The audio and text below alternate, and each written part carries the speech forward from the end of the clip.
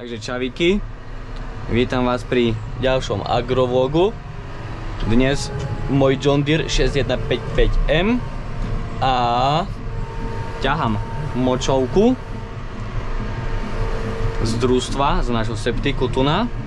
No a oproti predchádzajúcim vlogom z ťahania močovky, tu máme aj taký tuning, alias teda traktor s vrtuľou v žumpe, aby nám rozbíjal hnoj, pretože je tam aj kopa hnoju v tej žumpe tu na dnu. Takže tu máme aj tú vrtuľu. Ukážem vám to jedno s druhým, klasika ako vždy. No, takže tu som sa nacúval teraz.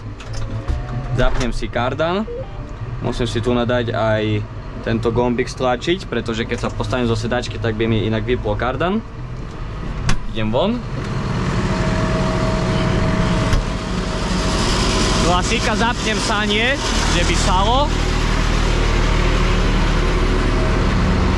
No idem dozadu. Tu mám prechystané rukavice a savicu. Savicu stať ani nevyťahujeme, tá je tu na furt. Vidíte, že je na lancochu, aby nezutekala nikde. Tak. No. Keď mám dobre nacúváno, parádne mi to vyjde. Zaistím. Otvorím. Tam vidíte, kolegu s Pettingerom vysypuje. Tu vám môžem ukázať, jak to vyzerá. Je tu 74, starý Zetor, ktorý slúži už iba na zemiaky. No, tu ide takto vrtuľa, je vo vnútri, ona točí, poháňa vodu, tam to rozbíja, vysvetlím vám to vo vnútri.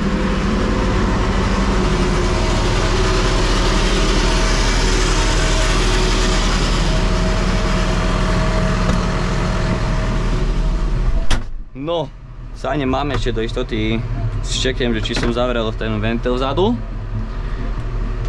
Zapnem si dvojku skrátku, to mám na 1450 otáčok. Presne mi to vychádza na 400 otáčok na kardáne. Vyvieva viac nechce, iba toľko. Zapnem si, ja si dávam aj stopky, pretože ja si čekujem podľa toho, že ako mi príde do tých skličiek, 4 minúty, kým príde do prvého sklička, keď príde všetko v pohode. Zase som sadol a vypol mi tento gombík, musím ho zase stlačiť, pretože zase keď sa postavím, tak by mi odstavilo kardan. No takže to je taká trošku hlúposť na tom mojom John Deere, ale to nič. No takže čo tam robí ten Zetor? On tam len stojí naštartovaný so zapnutým kardánom na 1000 otáčok. Tá vrtuľa je ponorená normálne v žumpe, ale nejak sa točí, tak ona tam prúdi vodu, hej, tú močovku, tam ju rozprudzuje, alebo aké slovo použiť, proste robí tam kolobek a ona jak sa tam točí a teď, tak rozbíja ten hnoj, pretože ako ste videli, on tam je na vrchu, je tak parádne usadnutý.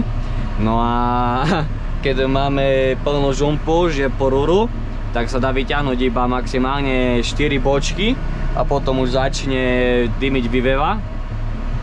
Takže je to taká trošku somarina, už potom viac sa nedá vyťahnuť, len 4, ale keďže teraz už ten traktor nebude trebalo, už sú postrekané zemiaky, všetko jedno s druhým, tak on sa tu nahodí a dnes prvý deň, kedy tu je, si ho naštartujem, keď idem ťahať, on pekne to rozbíja ten hnoj. A keby tak zostal naštartovaný celý deň, čo asi nezostane, lebo ešte asi pojem ku kombajnu po obede, tak keby tak zostal naštartovaný celý deň alebo deň a pol, tak by ten hnoj dočista tam všetko rozbil, no a ja môžem vyťahnuť tú žumpu až úplne dočista do spodku. Takže tak. Ideme ešte šteknúť, či ten traktor, či mu zostalo 1500 otáčiek, som ho nastavil na ručný plyn. Počkaj, jak zmysel zbavená, hej, zase sadnem, zase mi vypne ten gombík, zase ho musím zaktivovať a tak. No, nemám ďaleko. Konečne som sa dozvedel, koľko litrov má cisterna. 12 000, takže traktor váži 6,6 tony, plus zaváži 7,5, tak 7,5 tony vám to zavážim. No a tá cisterna sama o sebe neviem koľko váži, ale podľa mňa také 3-4 tony isto, možno aj 5. No a dovnútra sa vojde 12 tón, hej, 12 kubíkov, 12 000 litrov, takže to je 12 tón. Takže môj traktorík môže robiť tak akurát za sucho a také rovnejšie plochy, pretože keď poprší, už je nesranda. Dokonca teraz ma driftuje, aj keď schádzam z cesty, je taká ostrejšia zakrutá, sú tam kamienky, no a jak zatočím v pohode a príde zadok na kamienke, no drift. Idem driftom, musím kolesa, kontra dávať jedno s druhým, všetko možné, SPčko, ASR-ko mi svieti, samozrejme, že srandy si robíme. No vidíte, už mám v prvom skličku, po 3,40, dobre, vychádza cca. Napríklad predchádzajúcu fúru, tam bolo veľa peny v tom skličku a prišla až po 4 minútach do prvého sklička. To znamená, že tá vrtuľa, ona už robí tú svoju robotu a už je to viac rozriedené a už sa ľahšie ťaha do savice. Takže ono, taký driftik, neviem koľko to stálo, či 5, či koľko tisíc, ale je to veľká pomoc, pretože u nás sa inakšie už nedalo, furt tam je ten hnoj, tá džura, čo je tam vyrezaná, ono sa to takedy bagrovalo, no ale čo, debager, koľko tam odobere toho hnoja, hej, dokopy nič a hnoj tam je furt, no ale to tá vrtuľa teraz to už robí parádne, dá sa vyťahnuť žumpa do spodku, takže paradzina. Dakedy sa to tak robilo, že sa natiahla čistá voda, tam sú veže, dakedy močovka išla po cestu a tam do veží. Teraz už to je všetko odstavené, už nič, len jedna tam stojí a aj to v nej už nič nie je, akurát ešte vedľa je taká diera vybetonovaná, čo je také, totálne je to zakryté a tam dakedy je ešte močovka, neviem či to slúži taký prepad alebo kých chmára, to neviem, dakedy kolega Serus ťahá aj stamať, ale neviem jak to funguje, ja tam ani nechodím, tam je väčšinou iba taká riedka voda alebo dač také. Už bolo tak, že som stamať vytiahol, prišiel som tu som dal výtlak, že by tu mi to kus rozbil a vedel som stať dať čo odtiahnuť, hej, takže tak. Mám v hornom skličku, no v druhom skličku, počtom kým bude v tom úplne hornom, vypnem kardan, dúfam, že ma počujete. Už je hore, počtom kým zmení zvuk.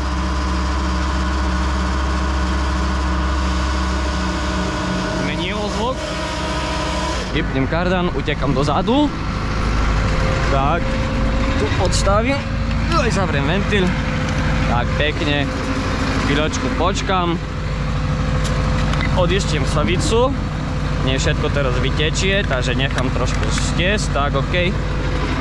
A ja ju takto podvihnem sem, že by mi nekapkáva, dať je voľa kde po mne. Tu si dám rukavičky, že by som sa nemusel zahynieť potom. No, traktor necháme tak, nech beží. Tu ešte zapnem výtlak. A idem odviesť. Hej, ešte keď nastúpim a to mňa taký fajný piskot čaká. To za to, lebo som vypol kardan zvonku, aj vystrážne mi to pustí. Musím vypnúť kardan a musíme toto tlačítko zase teraz tlačiť, takže elektrika, milujem koľko jej tu je. V tom traktore normálne to zbožňujem na bomby. Na 7530 všetko pohodička, toto tu nové už samé drifty vymýšľajú. No takže tak, idete so mnou na pole. Rozmýšľam. Aj, tak však čo, nebudem robiť teraz strihy. Už som jeden urobil. Tam vám len ukážem, že chodím na GPS.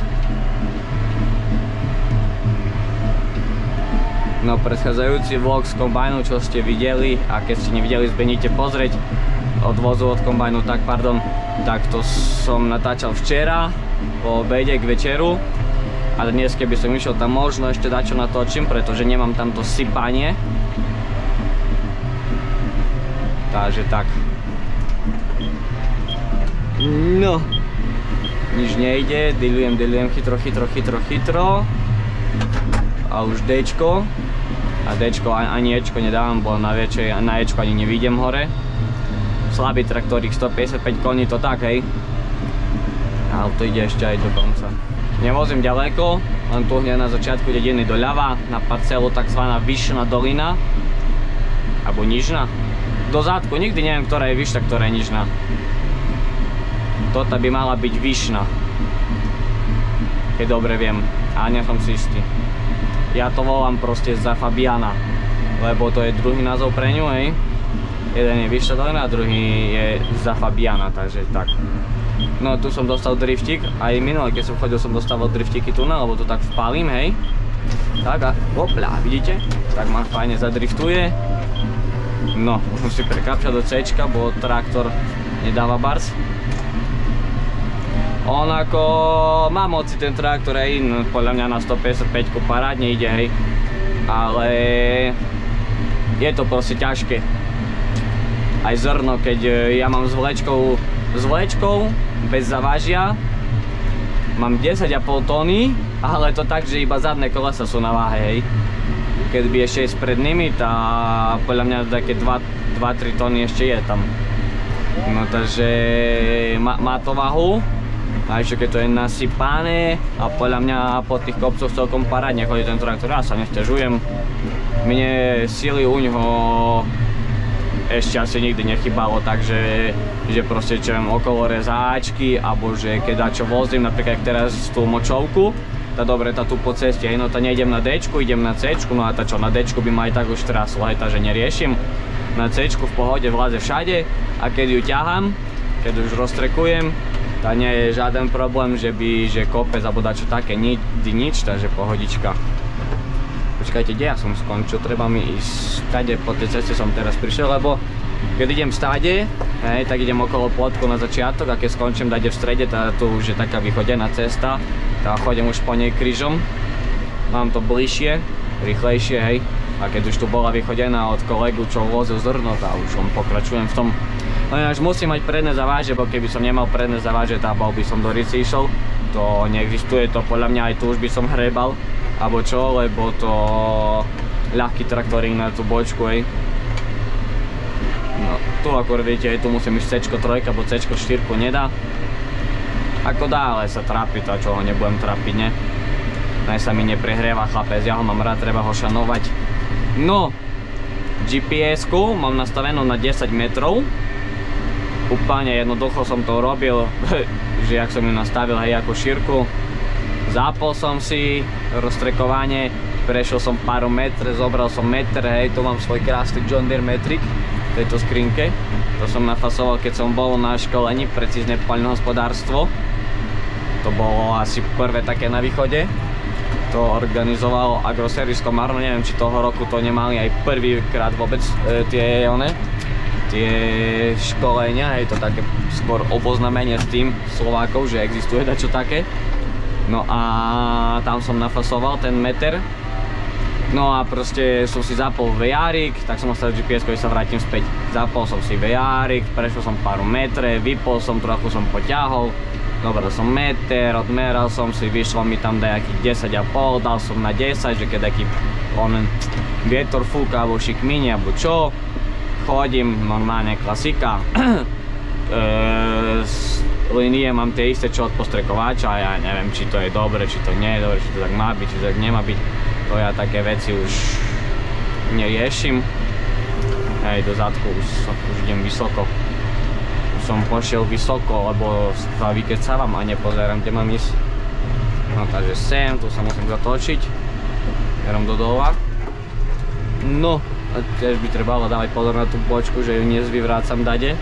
Ono, ale vraví sa, že s plnou ešte lepšie ísť, jak s takou poloprázdnou, lebo keď je plná, tá je všade tam tá močovka, hej, a keď je taká poloprázdna už, takže už musím ťuknúť, takže už nesranda, že sa to tam prelieva hociak a teď je.